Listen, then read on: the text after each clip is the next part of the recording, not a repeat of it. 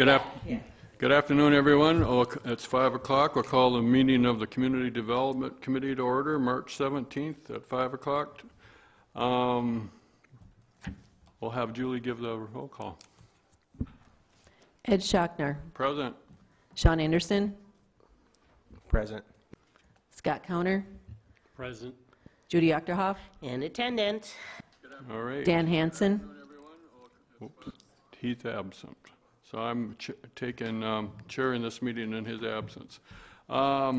Minutes approval. Any additions or corrections to the last month's meeting of Thursday, February 17th, 2022? Seeing none, they'll stand approved. Any public comment?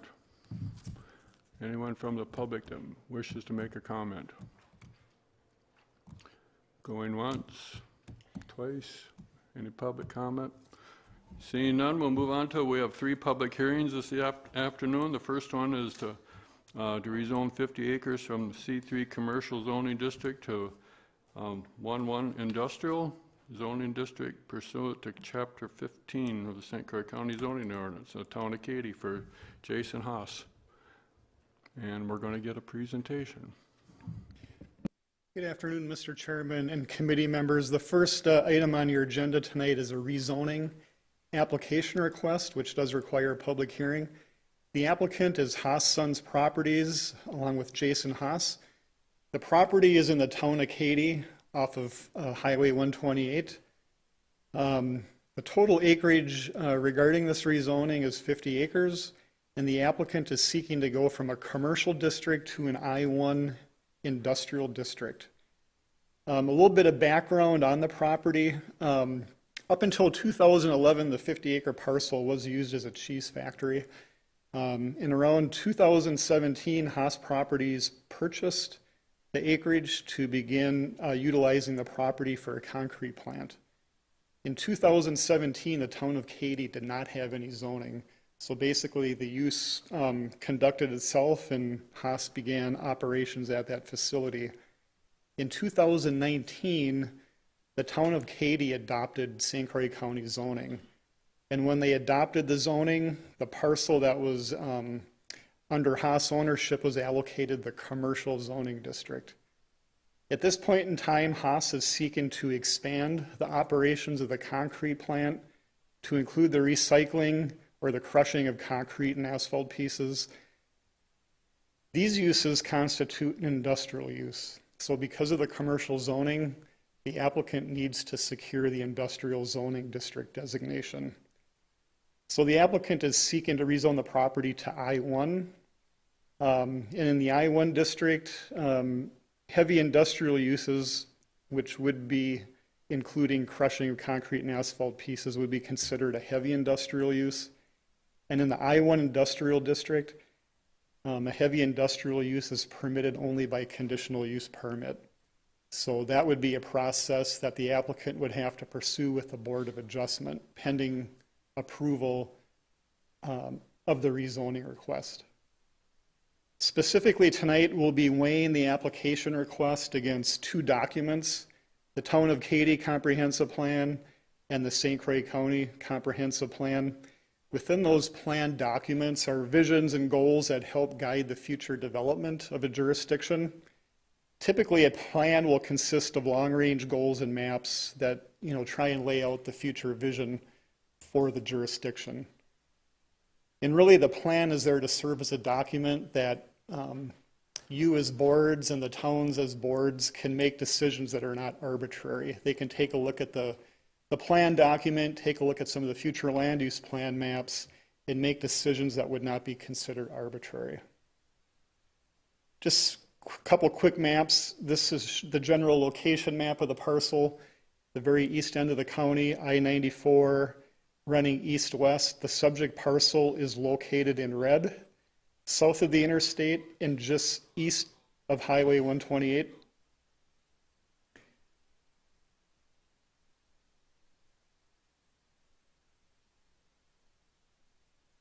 This next map just zooms in.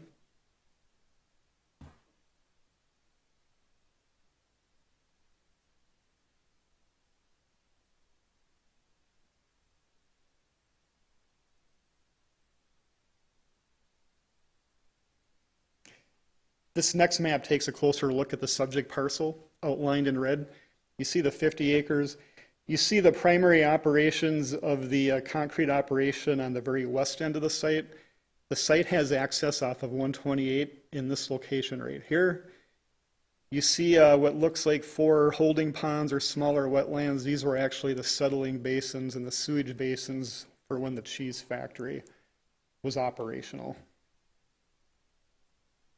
And then this is just kind of a street view looking east-northeast off of 128, kind of on the west end of the property, some of the buildings that Haas utilize. The next few maps, we'll just take a couple quick looks at the general features of the property.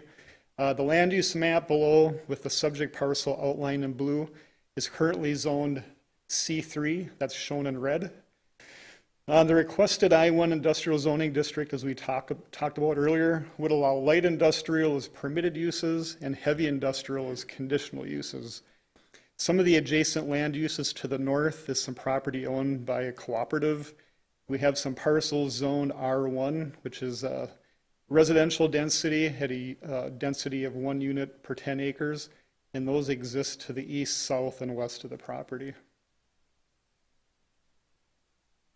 Again, as I mentioned earlier, under statute in Wisconsin, official zoning maps and ordinances enacted or amended, such as the rezoning application tonight, are required to be consistent with local government units' comprehensive plans per statute 66-1001. So in taking a look at the town of Katy comprehensive plan, below is the future land use map adopted by the town of Katy within their comprehensive plan.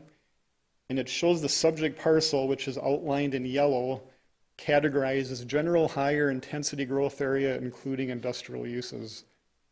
The designation on the subject property was established in August of 2021, last year, when the town did amend the future land use plan map within the plan to reflect this category. There's also some language in the town comp plan that talks about this district, that generally it's an area located at the I-94 Highway 128 interchange. If any high-intensity industrial development is to occur in the town, this location is the desired location. Development should be serviced with appropriate sewer and water infrastructure. The town also identified some economic development language within their plan that talks about allowing higher impact commercial industrial, again at the intersection of I-94 and Highway 128. And to even go far south as County Road N. Yes.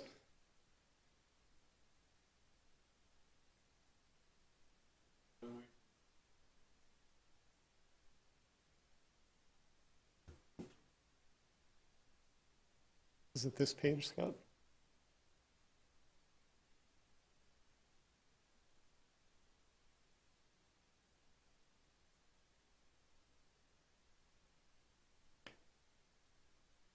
The county's future land use map is shown below with the orange arrow pointing to the general location of the property.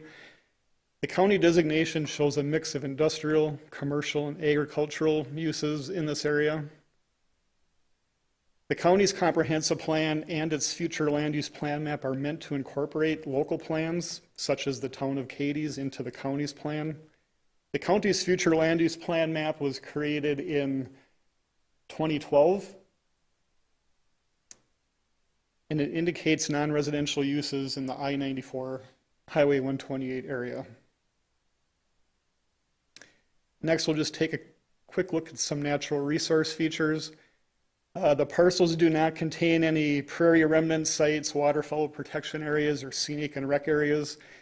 There is an environmental corridor, as you see in the very southwest corner of the property, and this corresponds to the edge of an intermittent stream that runs from west to east in this location, and also includes a pond and wooded areas that exist south of the intermittent stream. The subject property does not include any floodplain or shoreland areas or permanent streams. We have one closed depression existing that corresponds to a pond on the south portion of the site. The map indicates a series of intermittent streams that are shown by these light blue lines that I'm highlighting, and they generally flow from north to south and east to west. Should there be any alteration of these areas, the county will require drainage and stormwater plans for county and DNR review. Again, that would be required for any development or change of use on the property. This next map just takes a look at productive farm areas. We also take a look at some steep slope categories. And you'll see on the map in the key, we do have areas of productive farmland more on the eastern side of the property. We do have some steep slopes that correspond to those man-made settling basins that were used when the cheese factory was in operation. Again, any grading or land disturbance that would take place on the property would be required to comply with Chapter 15 of our zoning code, where we do have restrictions and regulations that regulate those activities. Next, we take a look at governmental agency review. With all public hearing requests, we do ask the town for their recommendation. And as I mentioned earlier, the town amended their comprehensive plan last year to reflect this parcel for future industrial use. So on March 7th of this month, the Town Board of Katy did recommend approval of the rezoning application. We also sent a notice to the Wisconsin Department of DNR in case they wanted to provide any public comment. I did speak with the DNR regional staff person, and they do not have any comments to offer at this time. We also take a look at a few of the county comprehensive plan objectives relating to land use, transportation, and economic development. We talk about guiding development to locations that minimize adverse impacts to natural resources, trying to provide a balance of land use types throughout the county, that truck routes should be on the most appropriate roads in order to minimize truck noise and safety impacts and reduce wear on roads that are not suited for heavy vehicle traffic. And with this project coming off of 128, that's probably the optimal access for this type of use. We also talk about promoting the retention and expansion of existing businesses in St. Croix County. Under our natural resource management plan, we require that the use be consistent and not in conflict. Again, as I mentioned earlier, we have different provisions in our zoning ordinance that help protect the natural resources within the county, and those standards would apply if and when this application proceeds to a conditional use permit application. And making sure that the proposed use is consistent with our land use codes, as again, just mentioned earlier, Chapter 15 is our zoning ordinance, and we have a multitude of regulations that would apply to a future project such as the plant expansion.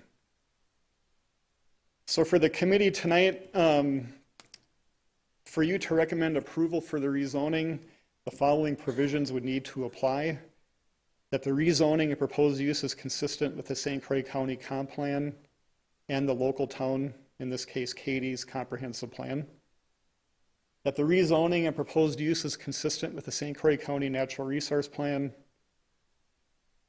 also consistent with the St. Croix County zoning ordinance and all other applicable codes; that the town has not disapproved the rezoning request; and that the rezoning and proposed use is consistent with surrounding districts and does not result in spot zoning.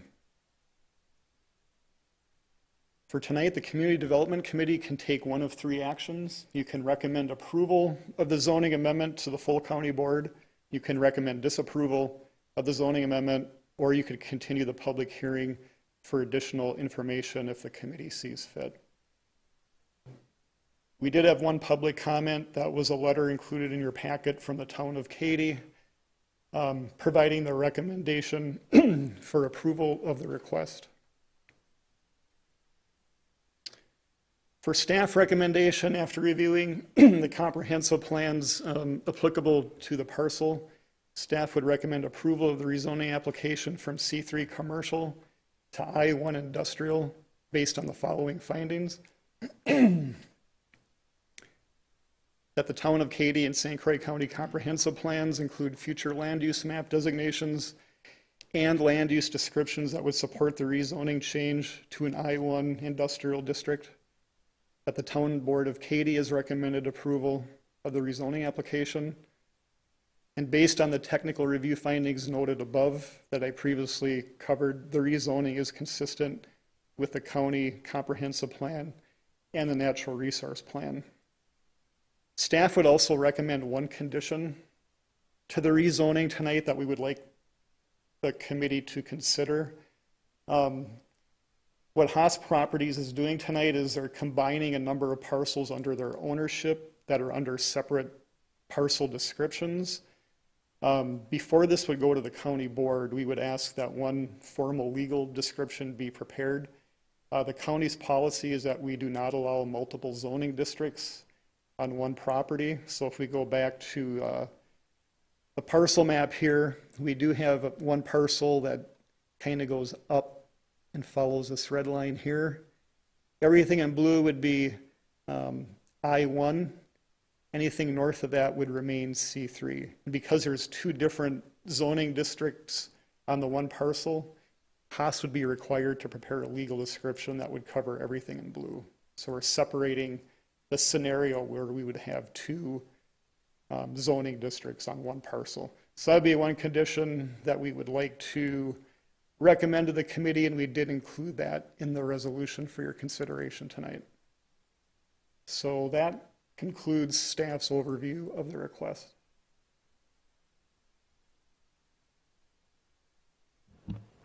Very good.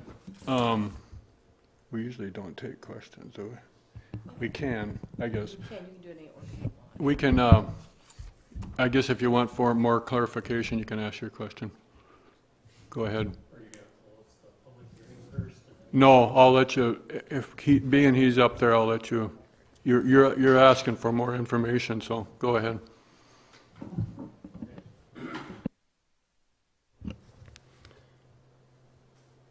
Well, first off, I'm very much in favor of this, but the two questions I have on this was, one of them was on, I believe, page 8, and it said that there was sewer and water service provided to this property.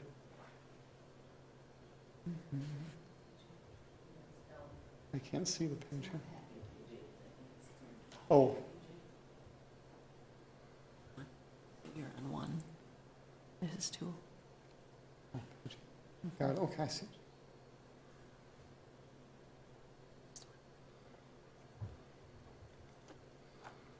Right there, that Yeah. paragraph. So any such development should be serviced by appropriate sewer and water infrastructure. So depending on the intensity of use and the amount of sanitary sewer that would be demanded on site, they would have to prove that they could apply for a county sanitary permit for a private system. Or I think perhaps when this was written, that could also include perhaps another way of treating the sewer if, you know, for some reason Wilson was able to extend their services down from the south. It doesn't really specify which method. Either way, it would have to be a system that would meet our code. And if it was the county code, we have Chapter 12 sanitary ordinance that requires compliance with state rules. And the second one was, you were pointing out in the maps that there were sedimentary ponds from the cheese factory originally. And my question is on those, are those sedimentary ponds and everything, are they in current compliance and everything? There's no issues as far as how that would affect the changeover of this? So about 2 years ago, the DNR did an analysis and a finding of fact. There was some question whether or not these were actually regulated wetlands. They'd been sitting long enough, even though they were man-made, there was some question whether or not they met the definition of a wetland under state rules. The county did receive notice, I believe in 2020, that these ponds are exempt from any DNR wetland regulations. Now, how Haas Properties chooses to incorporate these into any development, or if it's something they're going to fill in, that's something I think they could certainly apply for through the county and DNR. But I guess that would be a question that you could ask Mr. Haas, or that will certainly come out during the conditional use permit process. Good. Thank you. All right, any other questions from the committee? Is there anyone else that would like to speak in favor of this rezoning? Yes, go ahead.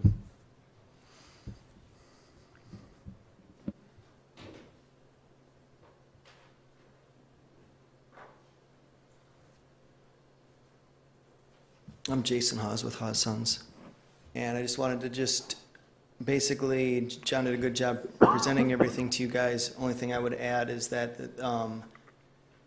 the sewer and water system there is an existing sewer and water system that apparently we haven't had any problems with. We've had it pumped, the sewer system. There were two existing high-capacity wells on the property that we've utilized with our concrete plant. Nothing's going to change with those unless there's a problem. The new addition doesn't change the operation of the sewer and water systems. There is plans to utilize some of the ponds in the future for washing aggregates, but that's going to have to be, that bridge will be crossed when the time comes. The main reason that we needed the rezone was to expand area to get rid of the eyesore, in my opinion, of the recycle pile that's up by the concrete plant. We would crush it, recycle it, use it for road gravel for the surrounding community, and pile it back farther on the property out of the public eye. And in the future, we would also bring the rubble in farther back into the property out of the public eye. And then we would continue to just keep it recycled and keep recycling it and crushing it. It's gotten to be a lot larger than I want it. So in the future, the pile that's there, it's not going to be that big. But because of this process and how it took so long, it got to be very large. But that's the whole thing. And I'm expecting that pile, that size pile that you guys have seen in the town, maybe 2 weeks, maybe 3 at the most to get that crushed up. So it's a 2 to 3 week process to get that size pile crushed up, and that'll happen once a year, maybe once every 2 years. And that's the whole reason that this is all getting changed, for that process. So it's not an ongoing thing that's going to disturb the public all year round. All right. Thanks. Anyone else that wishes to speak in favor of this rezoning? Anyone that wishes to speak against this rezoning? Seeing none, I'll close this hearing. Next on the agenda is to reduce the platted structure setback on a lot from 100 feet to 50 feet.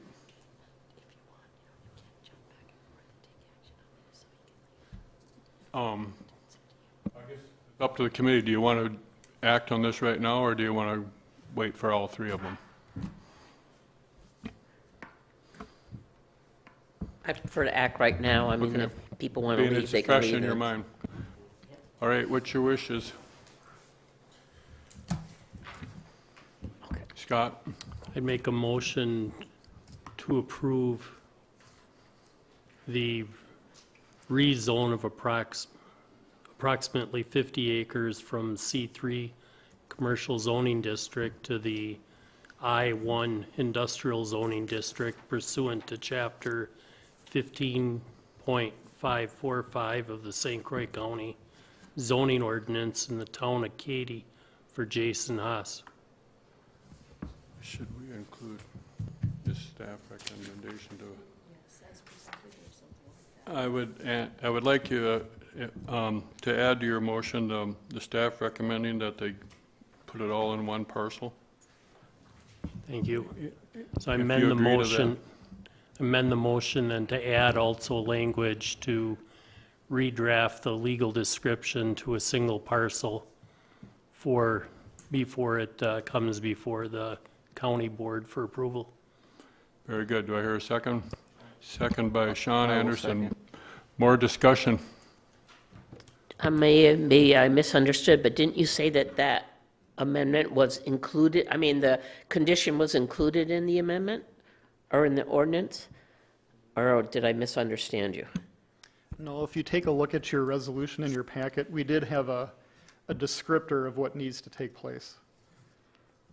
So in the ordinance or the resolution, Is that number, lines 12 and 13? yes. Okay, so, Any more discussion? All those in favor of said motion, aye. Aye. Opposed, same sign. Motion carried. Very good. Next we'll go on to the second one is to reduce this platted structure setback on a lot from 100 feet to 50 feet in the town of Somerset. And Ellen's going to present this. Mike Wozniak is home with a cold, so I will be filling in for him tonight. Thank you to the committee. Make sure should I do the first one first? Excuse me. So this is a setback reduction waiver, which has been presented to this committee many times in the past, so I will try to cover it fairly quickly.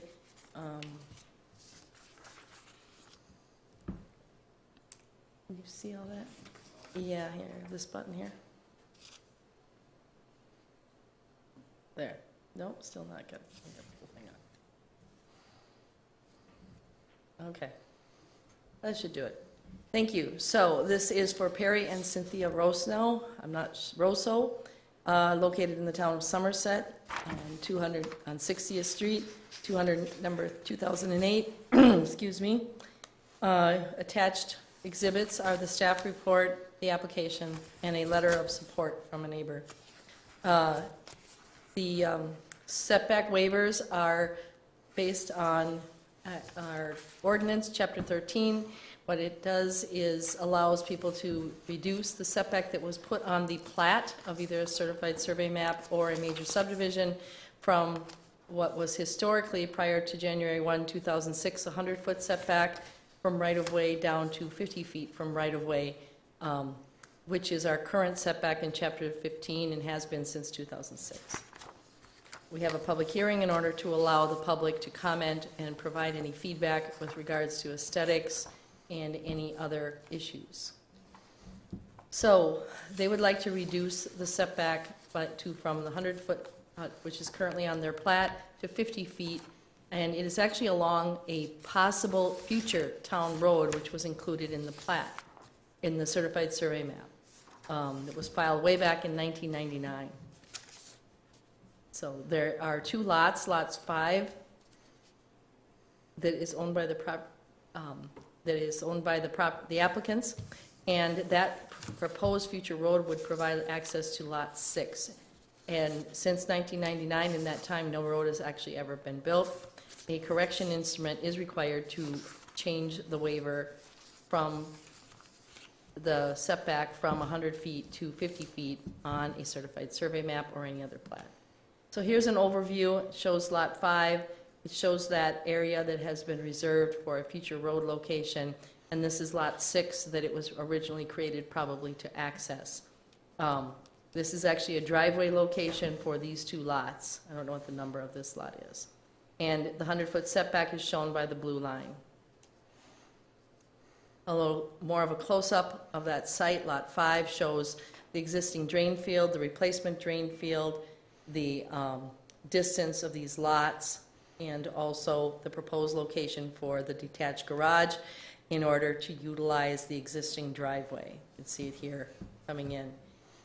Obviously, this is a very large lot, and it would be possible to put this on a different location on this lot. However, that would entail the property owners building additional driveway, and in order to have it convenient for their purposes, it might impact the drain field or the replacement area. This is 60th Street, which is their actual address, or excuse me, 60th Avenue, which is their actual address. Point that out. So the yellow line shows the platted 100-foot setback, and again, remember it's from that proposed road, which is down here. And the purple line shows the requested 50-foot setback, and then the proposed garage would be put right on that line. All right.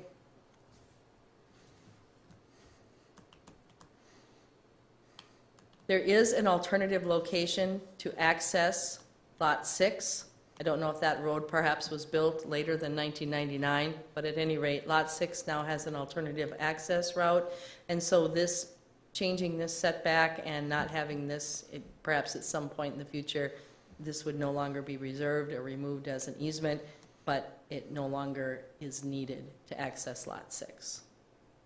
The town of Somerset, when we wrote this, had not provided comment, but since then, they have provided comment, and I believe a copy was passed out to the committee members, that they did recommend approval of the setback reduction from 100 feet to 50 feet on the proposed road, and they also recommended it from 60th Avenue. However, despite this action taking place in October of 2021, October 6th, I don't believe that our staff had this in time to actually put it as part of the public hearing notice. So at this time, we are only able to reduce the setback from the proposed road, not from 60th Street Avenue. Is it street or avenue? Street. It is street, okay. For some reason I thought it was avenue. Standards, the committee may approve this as long as the setback is recorded by a change of correction instrument by a registered land surveyor from Wisconsin. And also if in the circumstances that it will allow the structure to be in greater compliance with the objectives and standards of the ordinance and will not negatively impact the layout, design, continuity, and/or aesthetics of the neighborhood. The neighborhood is pretty small, it's 2 lots. So, staff offer the following findings for the committee's consideration. The reduced setback will allow the lot or structure to be in greater compliance. Due to the 100-foot setback on 60th Street, existing house and accessory structures and existing drain field, et cetera, will not be negatively impacted. The town road does not exist. It's not anticipated that it would be constructed. Lot 6 has an alternative access point. The reduced structure setback will allow the proposed structure to be located on an appropriate portion of the lot from an access standpoint. The town of Somerset has recommended approval. We would change that finding, and it will not negatively impact layout, design, continuity, or aesthetics of the neighborhood. And it will eliminate, the reason it's written this way is if there would be any suggestion of going less than the full 50 feet, we would prefer that it be 50 feet because that way staff do not have to track exactly what the setback is.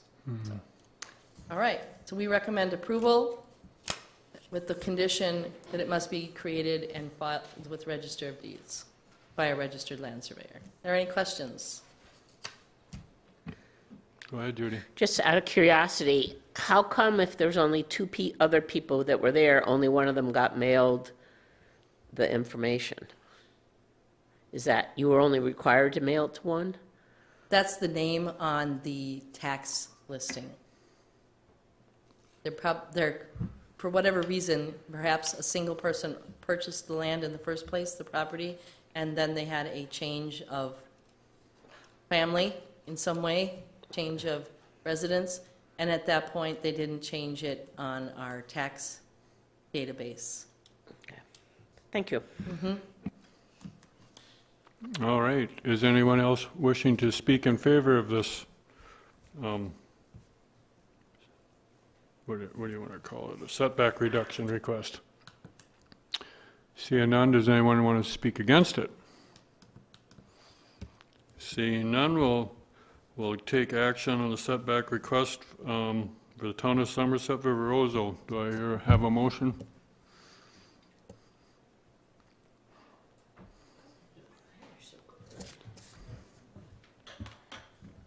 Okay, I'd make a recommendation to approve the Roseau request for setback from 100 to 50 feet with the following conditions: that the setbacks in a recorded subdivision may only be changed as a corrective instrument prepared by a Wisconsin registered land surveyor and recorded, and that we want both of those, correct?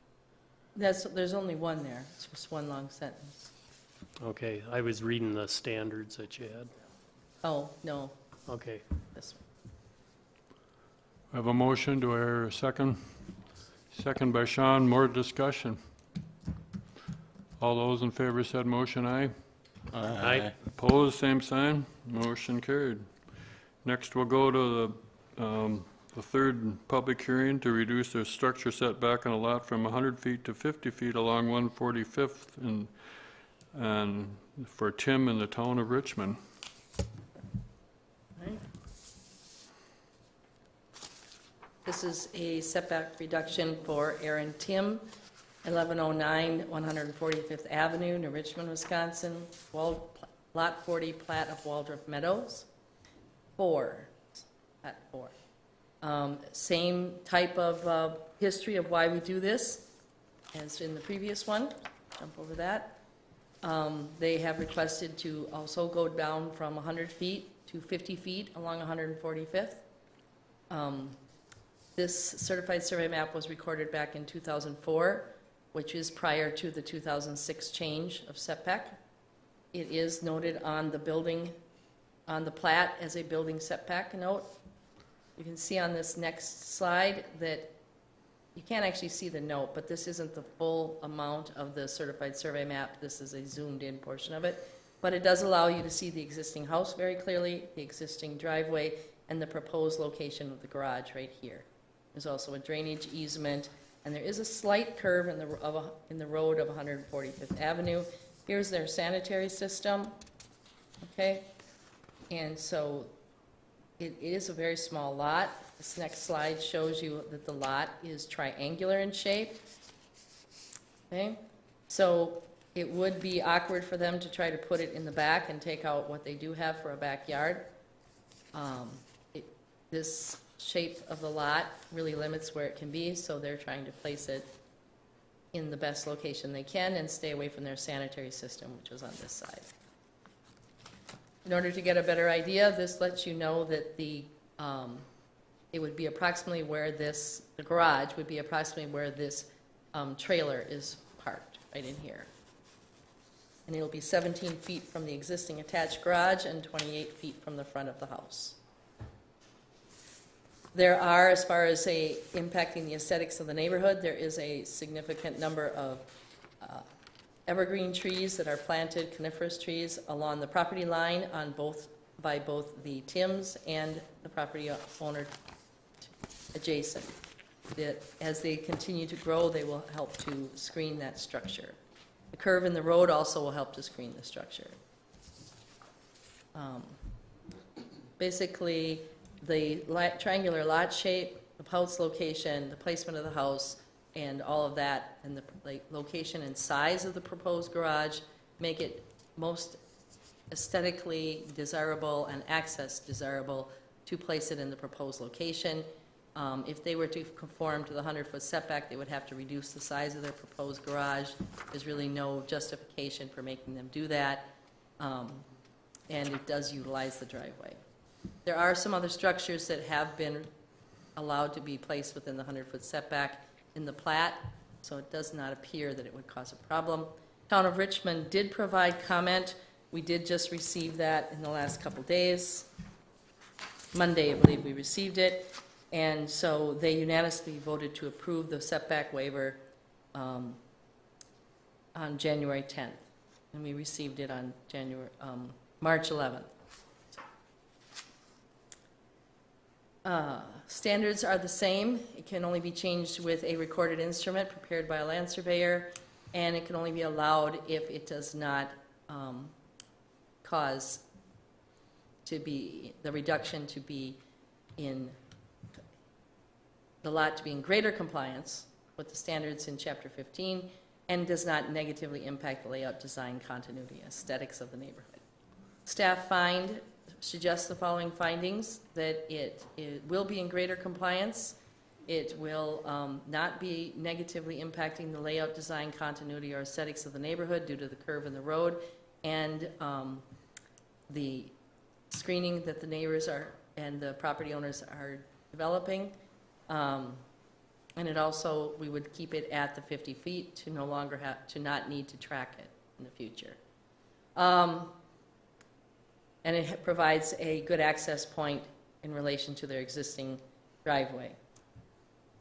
and we do have comment from the town that they're in support. So we recommend approval with the typical condition regarding the land surveyor and the register of deeds. Any questions? Seeing no questions, I'll ask, is there anyone else in favor of this setback reduction? Seeing none, is there anyone against it? Seeing none, we'll close this portion of the hearing. We'll take up the setback reduction request from the town of Richmond for Tim. Do I have a motion? Motion by Anderson. I'll make a motion to approve the setback request for Aaron Tim in the town of Richmond, as long as Wisconsin registered land surveyor records this new setback with the register of deeds. Very good. Do I hear a second?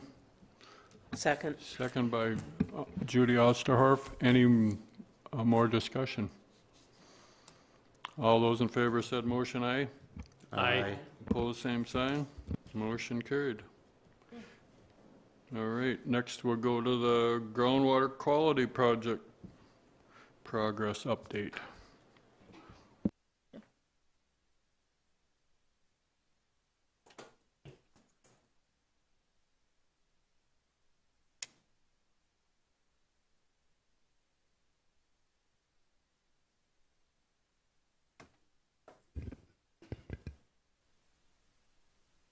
Alrighty.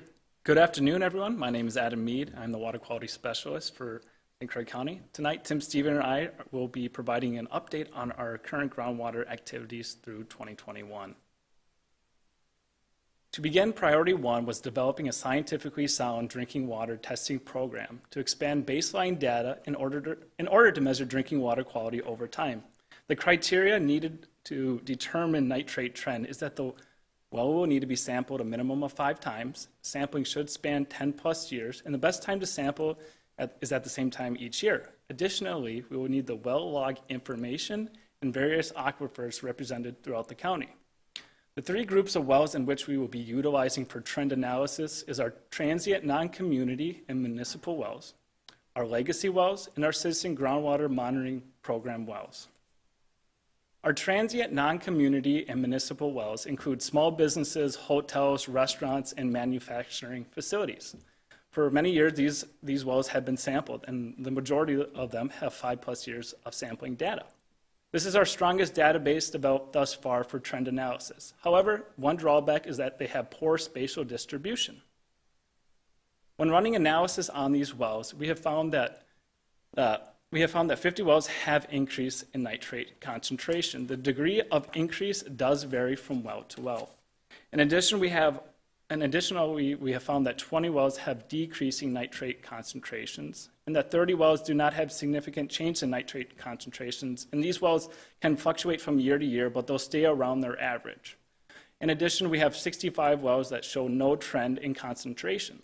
Either these wells did not have enough water samples collected to determine a trend, or the wells experience dramatic fluctuation from year to year. For our legacy wells, it utilizes 68 citizen groundwater monitoring wells. These wells are part of our citizen groundwater monitoring program, but have submitted water samples prior to being sampled in 2019. Thus, combining their historical data with our current samples, we can then develop a trend. Thus far, we have found that 11 wells have increased in their nitrate concentration, 6 wells have decreased in their nitrate concentration, and 51 wells did not have significant change.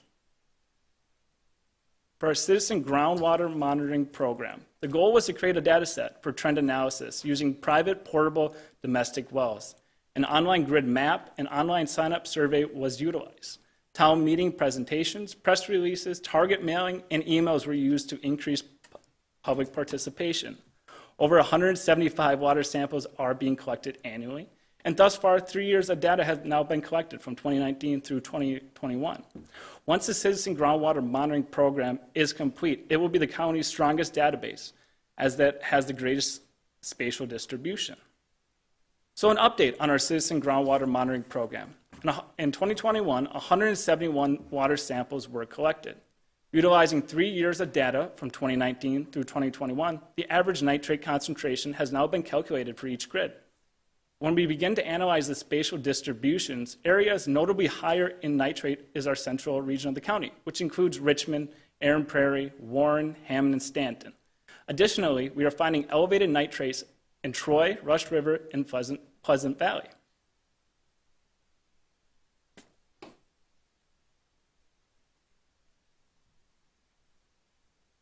Thanks, Adam. And then he gave this one to me, which was an easy one since we already have it done. And this was our manure spill and brownwater event response plan, which we did finish, which is something in the past, but I did want to report that we have been implementing that plan. You may not have heard a lot about it, but we received exactly the same number of complaints in 2020 and in 2021, and only 6 in 2020 and 8 in 2021 were manure related, and we responded to all of those and were able to get resolution. Most of those were minor spills that had occurred. Whoops. We also completed in 2021 2 studies related to nitrogen source analysis that was in the priority work for us to do. And we had 2 studies. One was the first batch we sent to University of Stevens Point, and those samples were looked at for constituents in the water that were related to 2 different areas. One was agricultural constituents. Those were like byproducts of herbicide breakdown products. And we also looked at septic system constituents. We found a lot of those. The first graph, the box plots on the left, show what we found. Basically, we related the wells that were impacted by agricultural constituents. We were able to look at the wells and how much agriculture was around those wells. And we broke that up into quartiles.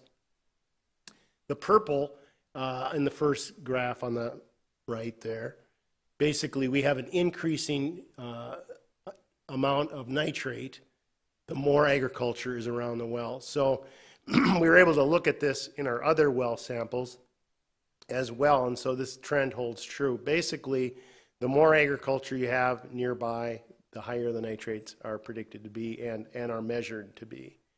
The reverse was found in septic systems, ironically. The more septic systems that we found or had near the wells that we sampled, the less concentration of nitrate was found in the group of samples that we sent to Stevens Point. So we have an increasing trend in nitrate with more agriculture and a decreasing with septic system. And this was a big question that we were tasked with trying to ferret out, is what is the contribution of these 2 impactors. We still had questions though, big ones, and so we took 17 samples from the previous study that had no septic impacts whatsoever in them. So we had 17 clean samples, and we sent them for isotope analysis, which would tell us the source of the nitrate. Is it in inorganic form, or was it from an organic source? And what we found in all the samples that we had, all but 3 were all from fertilizer. 3 of the samples that are in the very center little circle group there had what was predicted by the lab to be from breakdown of soil organic matter. We did not have any samples in the right box, which would show us that it was directly from manure or septic system. Of course, we didn't expect septic system because we eliminated that through the selection of the samples.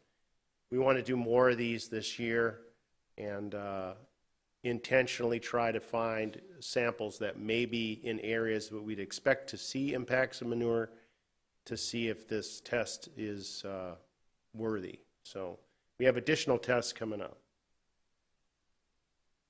And then Adam will finish up with his work on the screening clinics. Thank you, Tim. So our free drinking water screening clinics for 2022, the plan is to increase our water screening clinics from 4 to 5 and provide additional educational material in regards to health effects of nitrate nitrogen, water treatment options, and wellhead protection, and promoting the county's cost share program for well abandonment.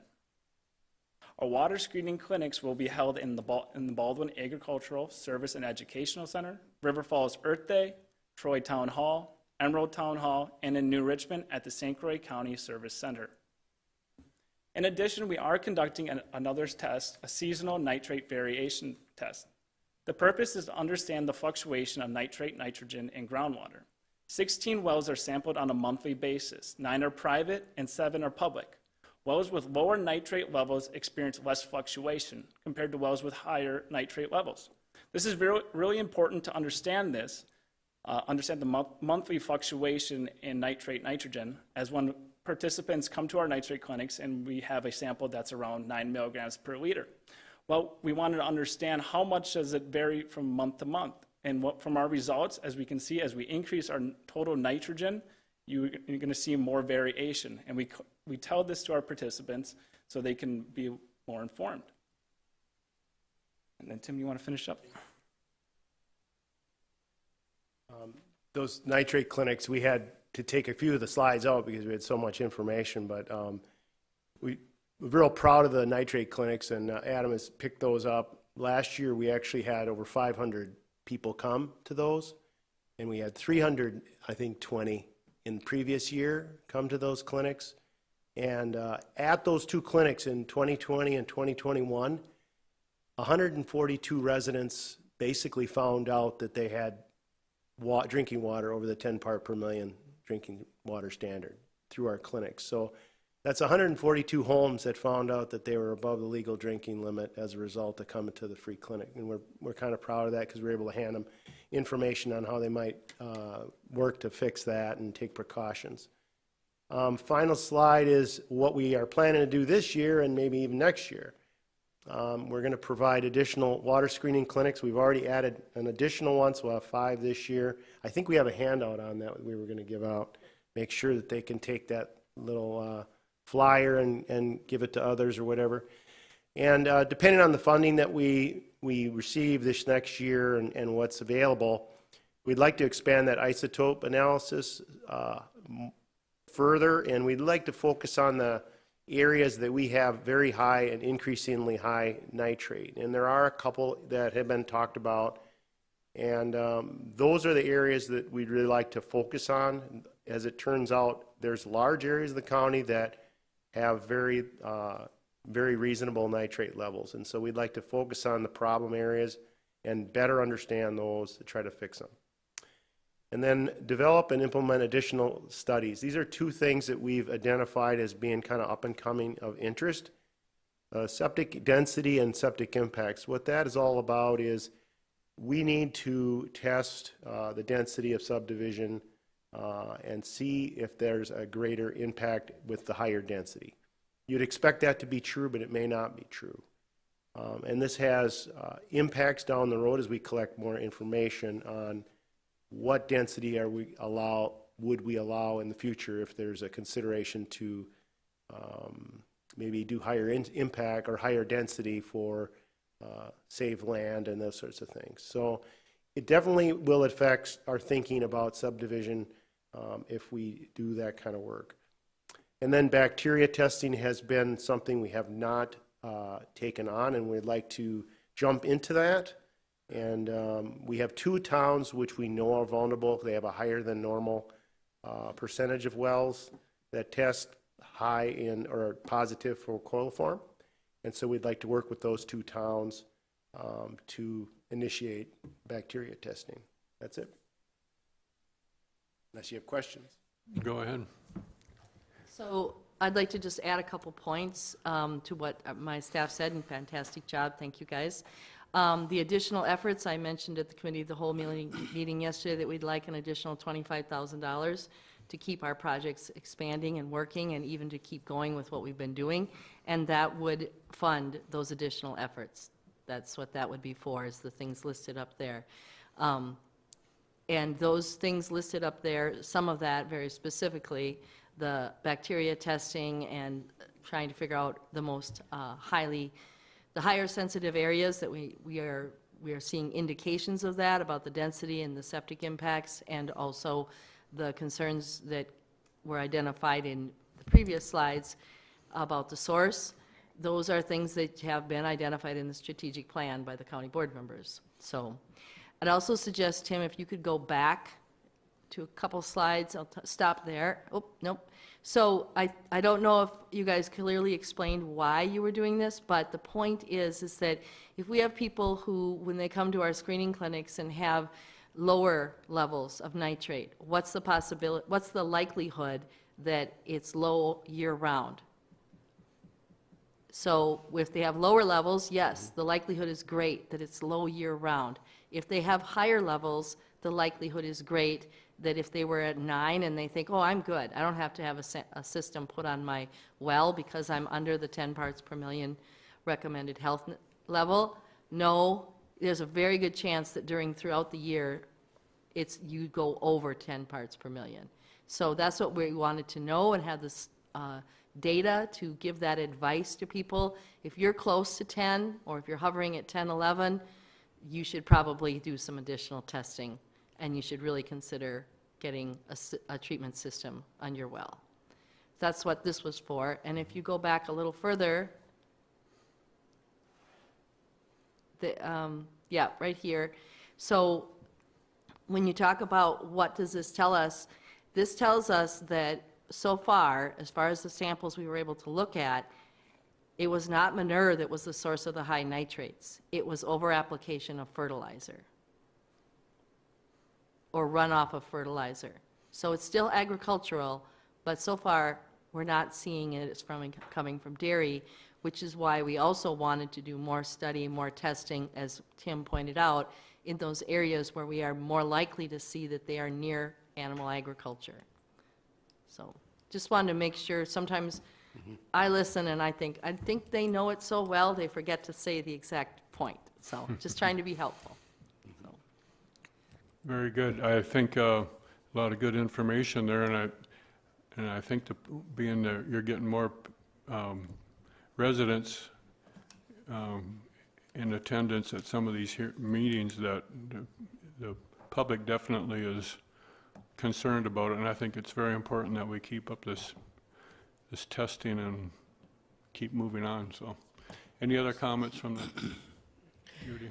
Yeah, just the testing, I know that, it's 1 per, I don't know what the acreage size is, but there's a lot more homes in that site, and that kind of shows up when you have the free drinking water screening, that 1 test per area can give you some information, but then when you start taking the water screening, it opens your eyes to a lot more that might be happening.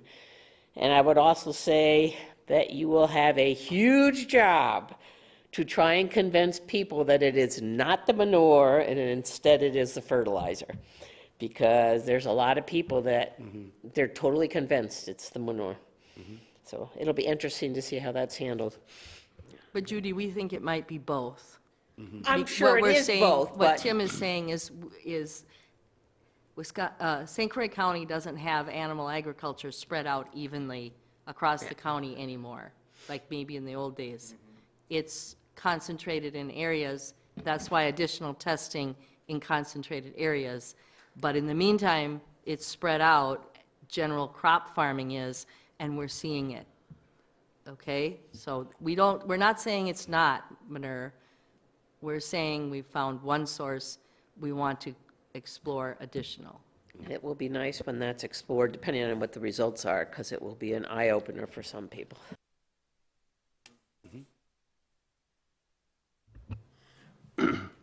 I was just wondering does St. Croix County also track all the information coming in from like some of the contamination, landfill contamination plumes and things, and how they have either digressed or ingressed into additional properties?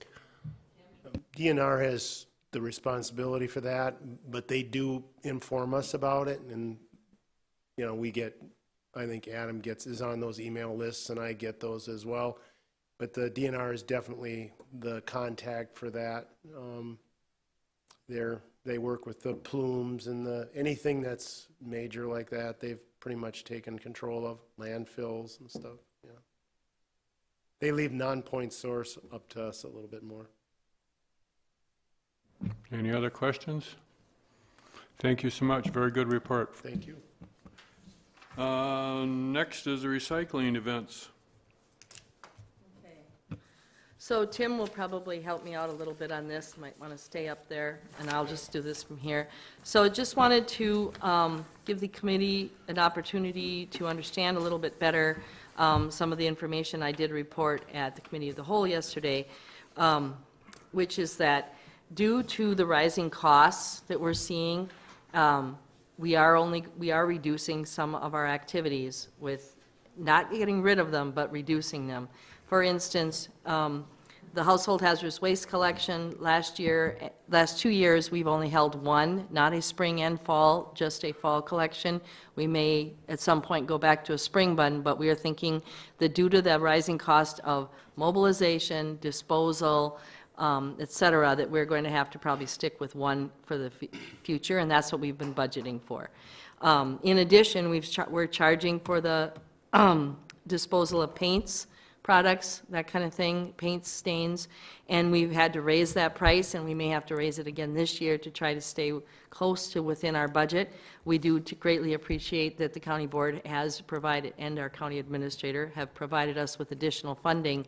However, that can't keep rising from where we're sitting. It is getting very, very expensive. I don't have the numbers in the top of my head, Tim might, but and we are working with the vendor who's in Somerset, who operates a business of disposing of hazardous waste for local businesses, and he does allow people to come to drive up and work with us. We promote him in our newsletter, and we think that's going to be a great alternative, but it still means that people are paying for it, and there are some people who want that free program that the county subsidizes and won't dispose of those hazardous materials properly. So he's going to be our vendor this year at the Highway Department, and we are looking into perhaps in the future shifting it to a once-a-year event at that location that the vendor owns, and possibly we may even shift to having it just be year-round and working with him. But I don't think the cost is going to go away.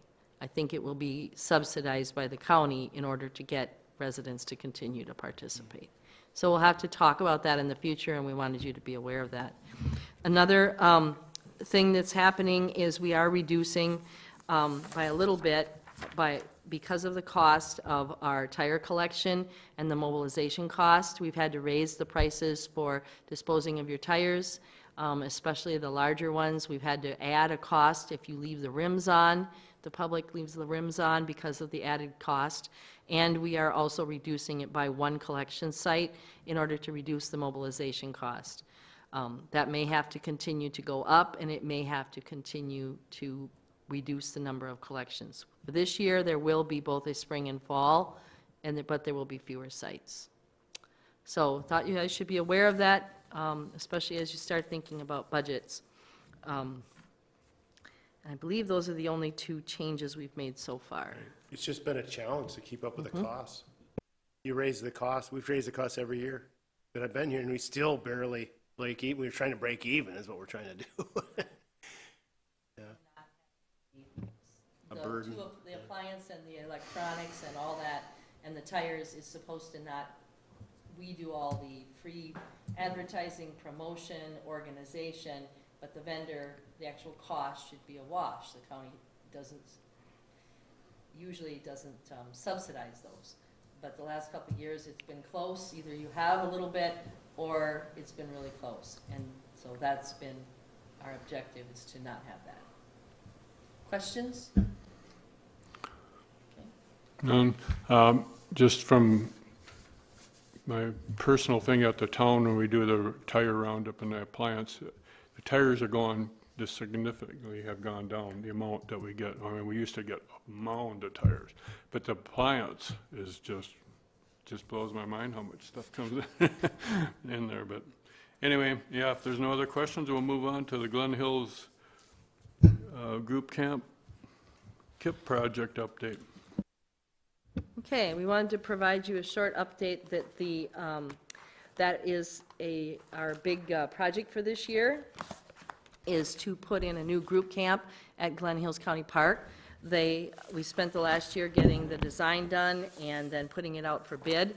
The budget that you provided through the capital improvement plan is $1.1 million, and the bids, we had 4 bids. We had bids as high as 1.3, 1.1, and 1 million, and we also had a bid from Derrick Building Solutions within St. Croix County. The other 3 bids were outside St. Croix County for $987,600, and that included 2 alternates, so we will be able to do both the alternates, and it allows us enough money to build the sanitary system to go with this project, and so we're very excited, and we will be building that this year. And it's expected to start construction as early as sometime here in April. It happened to work out very well with the Derrick Construction Company, that it fit into their schedule, and I don't think it'll be open for business yet this year, but it will be next year. So just wanted to let you know some good news. Yes, very good. Any questions on that? All right, moving on. Financial. Ken's been waiting. I know we're all looking forward to the most exciting part of the evening, adjournment, but before we get there, we got to go over the financial report. So the financial report is in the packet. We're only through February at this point. I don't have anything in particular to point out. There really isn't enough data to establish any trends or any red flags within it. But if you did notice anything in there, I'd be happy to answer them, Supervisor Achterhoff. Any questions? You can't go out without a bang. Lots of pages, but any questions on any of financial? Seeing none, we'll move on. Thank you. Announcements and correspondence. We only have one announcement from our perspective. For those of you who are interested, you can put on your calendars, we're this kind of far out, but we thought since some of the board members are getting off, there will be a area-wide conservation tour. We have, how many counties in our count?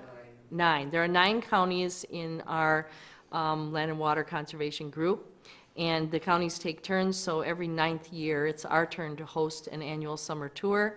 That is 2022 is our year, and so will be a conservation tour June 22nd, and it will meet at 9:30 a.m. in Baldwin, and I'm not sure what Tim's going to have for exciting activities, but there will be lots of really interesting conservation features on the tour.